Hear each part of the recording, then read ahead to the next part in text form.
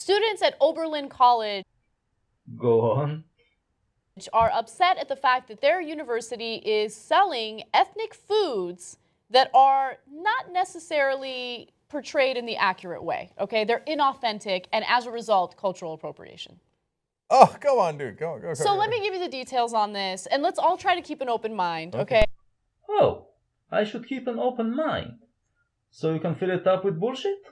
Well, in that case, while I'm watching you, I'm going to be eating this delicious plate of Western-made sushi, which I'll be eating using my culturally appropriated chopsticks. Okay, because when I first read it, I was annoyed by it, but I'm trying to understand it from their perspective. So just take a listen. So, complaints against Bon Appetit, the college's food management company, include serving undercooked sushi rice and cooked sushi fish instead of raw, offering General Tso's chicken that was steamed, not fried, selling Vietnamese banh mi with pulled pork rather than grilled, and using ciabatta instead of traditional French bread. Now, one Japanese student says, when you're cooking a country's dish for other people, including ones who had never tried the original dish before, you're also representing the meaning of the dish as well as its culture. So if people not from that heritage take food, modify it, and serve it as authentic, it's appropriation. Oh, it's appropriation. Cultural appropriation, to be exact. And even though you think these college kids are going too far, you generally seem to agree with them that cultural appropriation is a negative thing. Please enlighten us. Why is it so bad? Okay, so Yeah.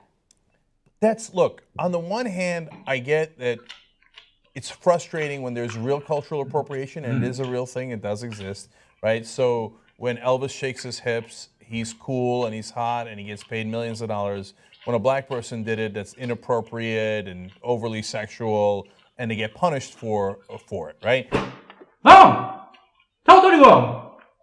Utterly and completely wrong! Seriously, if you're that ignorant about culture, you should not be commenting on social issues. Okay, now that I've calmed down and cleaned the rice out of my laptop, let's get serious. I actually do know something about this subject, so now I'm going to ask you to keep an open mind, while I first of all tell you where you're wrong, and then tell you a little bit about the history of cultural appropriation. Let's go back to the 1950s, when Elvis broke. Back then, blacks were still the other of American culture. America saw itself as a civilized nation, and regarded the blacks as uncivilized people, as representatives of the savage origins that we left behind. So when a black entertainer was dancing provocatively, no one had any problem with it. White people laughed at it, and saw it as part of the black man's nature. No black entertainer was ever punished for it. When Elvis appropriated black music and dance, on the other hand, it was a huge scandal. Elvis was blamed for degenerating the youth, for bringing it down to the level of the black people. He was regarded by some cultural guardians as literally a danger to Western civilization, a danger that must be stopped. Because of that, he was censored, hounded and smeared, and rock and roll, which was basically white performers appropriating black rhythm and blues, was blamed as the cause of juvenile delinquency and crime, and suspected as a communist plot. But rock and roll won, defeating back these cultural supremacists, and freed us from the inhibitions that they imposed. And so, by the virtues of cultural appropriation, Elvis and rock and roll further liberated Western society. But cultural appropriation did more than that, because in a free society, appropriation goes both ways. The entire history of American pop music can actually be portrayed as blacks and whites appropriating each other's cultures and enriching each other's worlds. Because when the black slaves were brought from Africa, the masters made sure to erase any cultural heritage they had, which meant that post-slavery, African Americans basically had to create their culture from scratch. They did it by appropriating elements of American culture and doing them their own way, mixing them with what little African heritage they had left, like rhythm and dance. At first, the majority of the African American community rejected these new musical styles and didn't like the fact that black kids were appropriating white culture. But these styles did appeal to some white youth, kids that recognized that this was basically American culture taken to a new level of freedom, ecstasy, and fun. These white kids eventually appropriated these musical styles and started playing them their own way, having to overcome the objections of white cultural supremacists at first, but eventually winning and making the style popular with the general public. This is what happened with ragtime, blues, jazz, rock and roll, soul, funk, hip-hop, and techno, to name but a few styles that became popular through this process. And every time one of these initially black styles was appropriated and became popular, blacks became a little less of an other to American society, until eventually African Americans became part of the fabric of America, a community with its own heritage that is both unique to it and part of American history. Thus, cultural appropriation advanced social harmony and social justice in America. Let's take just one example to illustrate what I am talking about. Do you recognize this little snippet? Party people, can yo get funky? So Sonic Force, can yo get funky? The Zulu Nation, can yo get funky? Yeah, just hit me. Just taste the funk and hit me. This is the classic 1982 record Planet Rock by Africa Bambaataa and the Soul Sonic Force, one of the cornerstones of hip-hop. Now, this is a very early hip-hop recording, but hip-hop was actually around for almost a decade by then. Hip-hop was born in the early 70s, when a few DJs from the Bronx appropriated a custom they learned from Jamaican DJs and started throwing street parties in which they played records on their mobile sound systems. While in Jamaica the DJs played reggae records, in the Bronx they played mainly funk, and at some point the DJs noticed a new phenomenon. While everyone else was dancing, some kids would stay on the sidelines and wait for the break, a moment in funk records in which only the percussion is playing.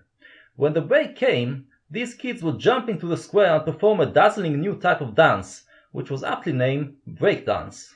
In time, the DJs developed techniques that enabled them to play the break parts back to back, and weave them together with samples from other records to create a wholly new musical piece, which catered to the dancers' needs and enabled them to break dance with no interruptions.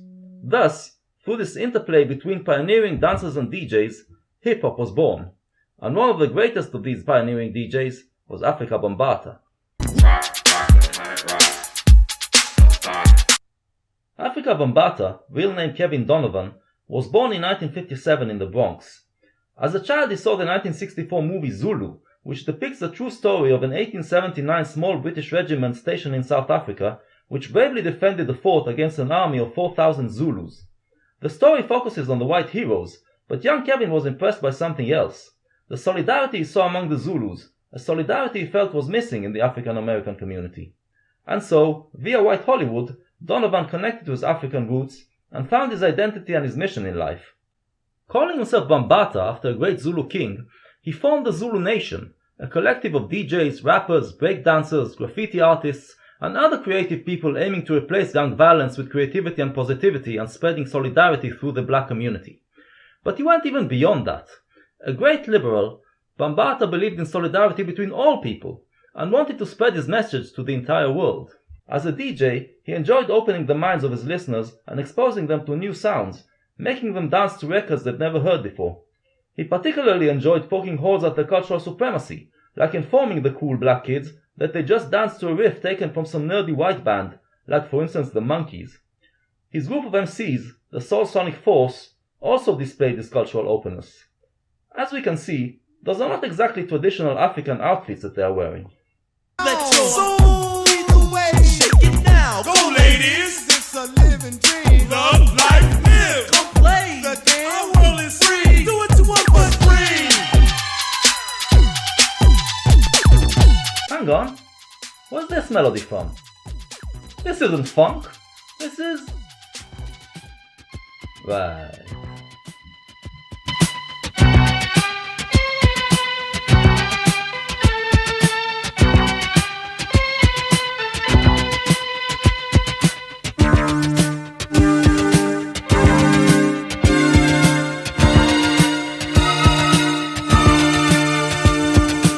That little snippet was a sample from Kraftwerk's Trans-Europe Express, and this is where our cultural journey takes us to Europe, specifically to Germany, a country that witnessed some of the greatest cultural supremacists in history. The Nazis, naturally, hated cultural appropriation. They even believed that the infiltration of American popular culture into Germany is a terrorist plot against the Aryan nation. Eventually, of course, they took this line of thought to its logical conclusion, and tried to purify Germany not just from non-Aryan culture, but also from non-Aryan people. One of the many negative results of their actions was that they completely destroyed the German spirit, and the German culture scene became a wasteland for decades, even after the Nazis were gone. At the end of the 60s, finally, a revival began.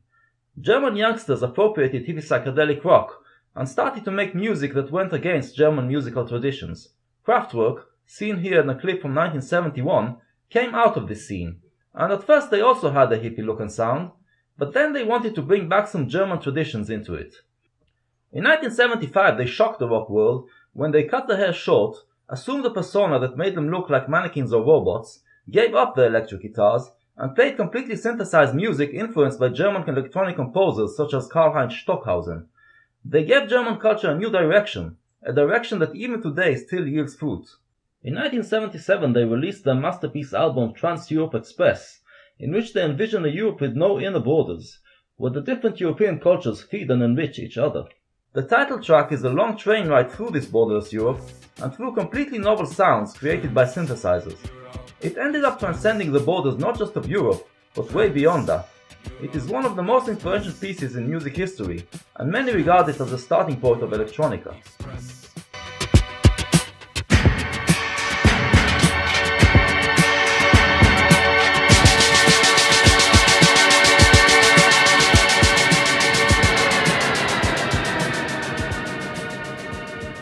When Afrika Bambaataa introduced this record to the New York hip-hop kids, they could not believe their ears. This was music that went against anything African American music ever stood for, music that sounded like non-musical racket to most people, and yet it made more sense than anything they've ever heard before. The repetitive electronic beats created by these white boys from Germany were somehow the funkiest thing they ever heard. It was futuristic, urban and cool, exactly the way they perceived themselves. It was also a perfect soundtrack for breakdancing. Trans-Europe Express became a hip-hop anthem, and it was only natural that 5 years later, when he recorded Planet Rock, Bambaataa sampled it into the music. This cultural appropriation of German electronic sounds into hip-hop was the starting point of the style called electro, which in turn got appropriated by white European DJs to create one of the leading musical styles of this millennium.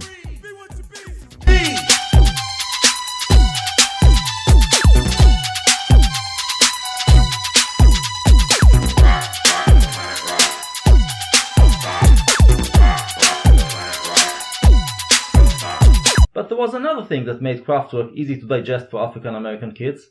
Let's go back to 1975, to their first international hit. In the track Autobahn, Kraftwerk are using electronic sounds to simulate a ride down one of Germany's long highways.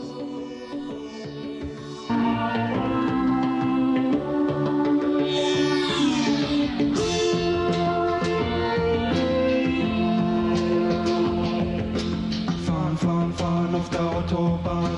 Wir fahren auf der Autobahn. We fan off the Autobahn, we ride on the highway. But of course, this fan is actually appropriating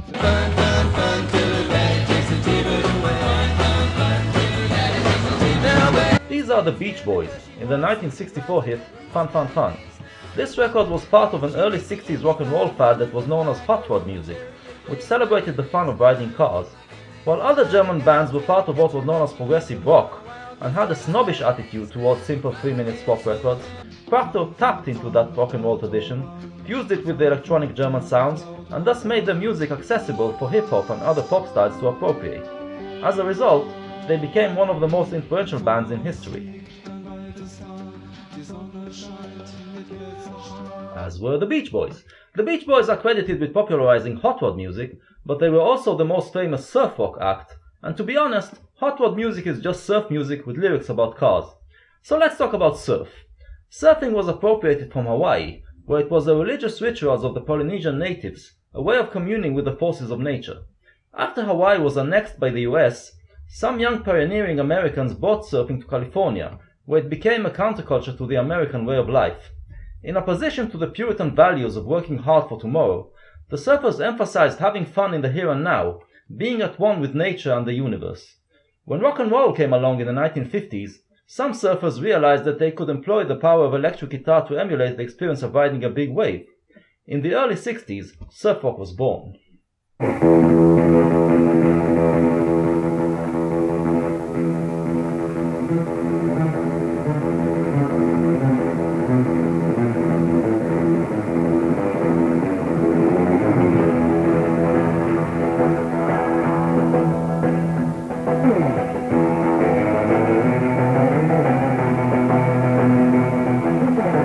This is Dick Dale, the king of surf guitar. Dale transformed the sound of rock music, creating a roaring, cascading sound, packed with power and menace. Along with the Beach Boys, he introduced surfing to the world, helping it become a global sport. Dale, who was of Lebanese descent, also incorporated Middle Eastern melodies into his sound to give it a more exotic feel, like he does with this tune, originally an Egyptian song called Misirlu.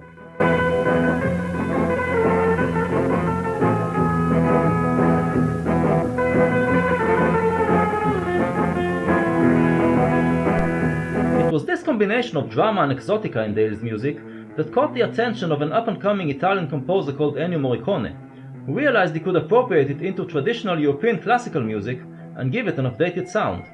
And it was this combination that he concocted, of symphonic music along with electric guitars and exotic folk melodies, that made Morricone the perfect man to compose the soundtracks for the westerns directed by his Italian compatriot, Sergio Leone.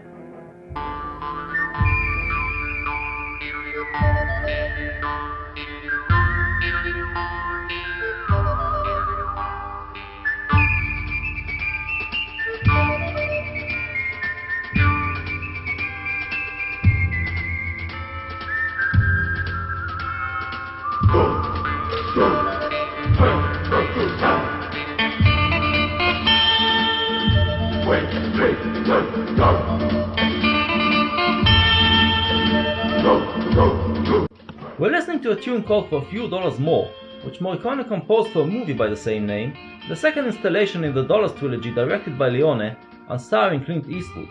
In the 1950s, westerns became a very respectable movie genre, to which Hollywood commented on American society. They focused mainly on the years right after the Civil War, when gunmen suddenly had no war to fight, so they became outlaws or guns for hire, and showed how modern American values developed out of this Wild West. Leone's trilogy, made in the mid-1960s, uses the Western format to satirize those values, and describes American society as driven by nothing more than greed. They can be seen as commentary made by European artists who uses an American art form to show through it how American capitalism destroyed European traditional values.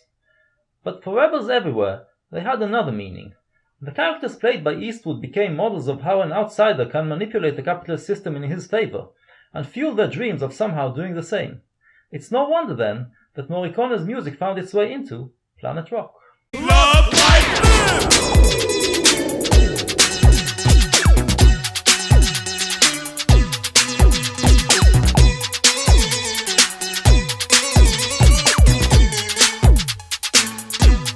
But Sergio Leone required one other inspiration to begin his Dollars trilogy, to appropriate something that came from outside Western culture and helped him gain a better perspective on its darker sides. The first movie of the trilogy, A Fistful of Dollars, was a remake of the 1960 film Yojimbo by Japanese director Akira Kurosawa. Kurosawa was another non-American director who made movies inspired by westerns, since he recognized in them something that corresponded with Japanese history, particularly with what is known as the Edo period. The Edo period started at the beginning of the 17th century, when centuries of war ended with one shogun taking power and imposing a strict social order, which included closing Japan to the outside world and turning it into an isolated island. As a result, there was very little cultural appropriation, and Japanese culture stagnated and became stringent, xenophobic, and plagued with a superiority complex. Japan reopened itself to the world at the end of the 19th century, but this cultural supremacist mentality was still in power, and led it straight to the catastrophe that befell it in World War II. Shortly after the war, Kurosawa began making movies, and he realized that the tropes of American westerns are perfect to portray the Edo period. Just like the westerns focused on gunmen after the Civil War, Kurosawa depicted samurais who were suddenly out of a job when there were no inner or outside enemies to fight. Needless to say, Japanese conservatives did not like his appropriation of Western forms into Japanese traditions, but Kurosawa prevailed, and his movies inspired a new generation of American filmmakers that transformed the face on Hollywood in the 1970s. His movies had something familiar, and yet they were different, offering a different look on the old Hollywood forms and inspiring a diverse selection of movies from A Fistful of Dollars to Star Wars. This was the beginning of a long and prolific cultural exchange between Japanese and American pop cultures, an exchange that continues to this very day and enriched both cultures beyond measure. We've been around the globe and found ourselves back in Japan, so now I can finally go back to my sushi. But before I go, let's recap what we've learned about cultural appropriation. Cultural appropriation is the thing that saved us from the world of the past, a world where every culture saw itself as superior to others. Conservative culture guardians always try to prevent cultural appropriation from happening, to make sure that the purity of their culture is not defiled. But in every society there are youngsters who feel alienated to their parents' culture, and find in another culture something that they can relate to, something they can make their own. They realize the thing that cultural supremacists are working hard to deny, that underneath our cultural differences we are all humans, and in every culture there are people who are similar to them. And so, they appropriate that thing that they found, fuse it with elements of their own culture, and create something new and exciting.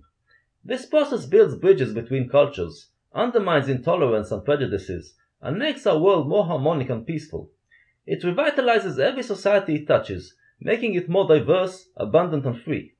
Whenever a new culture is born, it happens through the process of cultural appropriation. In short, without cultural appropriation, there would be no culture. Cultural appropriation is essential to a liberal society, the thing through which humanity frees itself from supremacy and bigotry. Unfortunately, the supremacists were not totally defeated, and now they are trying to make a comeback.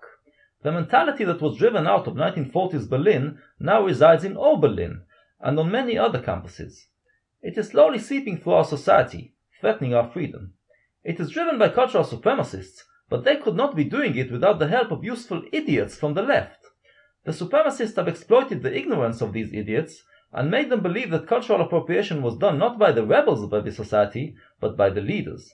In other words, that it is a form of colonialism, when in fact, nothing terrifies colonialists more than cultural appropriation. And so, part of the left appropriated extreme right-wing views. Let's be clear, there is no need to keep an open mind towards people with neo-fascist notions. What we have here is a clear choice, a choice between the cultural supremacists and the cultural appropriators. Choosing the former is the sure way to cultural death. Choosing the latter leads to a free, vital, culturally rich and socially harmonic society. Stop it, you gotta rock it, don't stop.